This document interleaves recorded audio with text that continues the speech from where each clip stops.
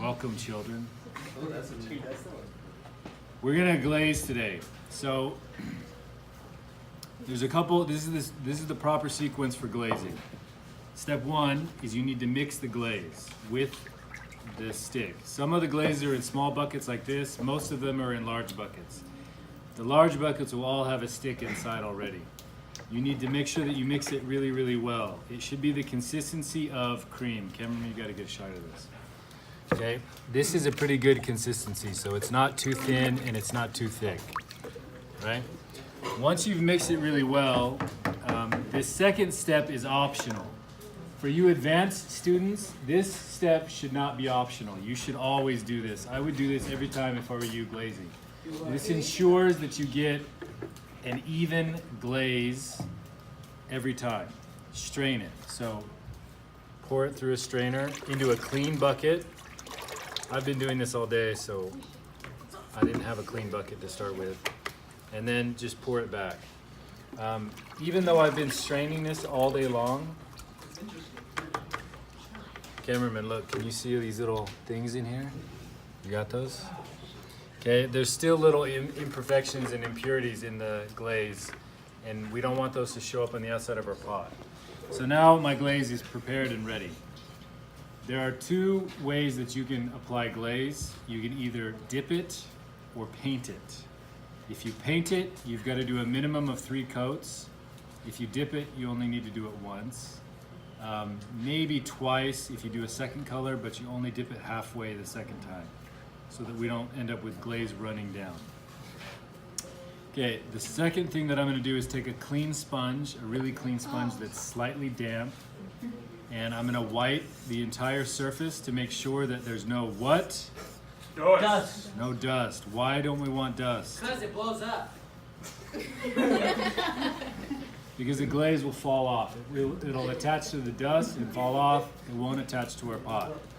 So now that this is well dusted, because I've got a bowl, and this is the same for bowls or cups, I'm going to take my plastic thing here and fill up the inside. And then swirl it around. It's spilling. It's not. And then really quickly and evenly just pour it back in. Now, I don't think I'm gonna be able to, this one is, so normally I would just dip that straight down, but this bucket's too small for this bowl. So what I'm gonna do is I'm just gonna pour the glaze over the outside so that it all hopefully lands up back inside the bucket.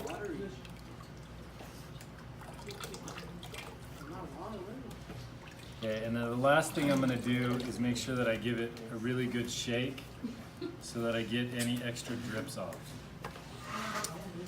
I'm going to make sure that I don't glaze my foot, that I have a 1/4 inch showing at the bottom. And what's the last thing that I'm going to check? The bottoms. Wipe your bottoms. Wipe your bottoms. Okay? Why is it important to wipe our bottoms? Because then it gets the glaze drips and it sticks to the shelf. Because we don't want this to be glazed to the shelf permanently. So once you're done, once this is dry, you set it outside to be fired. Now again, if you're gonna paint glaze, let's say that I wanted to paint a fish or something in here, I would still need to do 3 coats of whatever different color glaze I'm doing on top of this. But be careful, especially on the outside of your project, how much glaze you're adding. If you add too much glaze to the outside, it will drip and end up gluing your pot to the surface of the kiln shelf, which will cause me to have to replace it, and I won't be happy. Yes. Question. Can you put our glaze projects away from the new students so they don't get ruined like last time? That doesn't need to be on the video. Oh. Yeah, but yeah, I'll just cut that part out.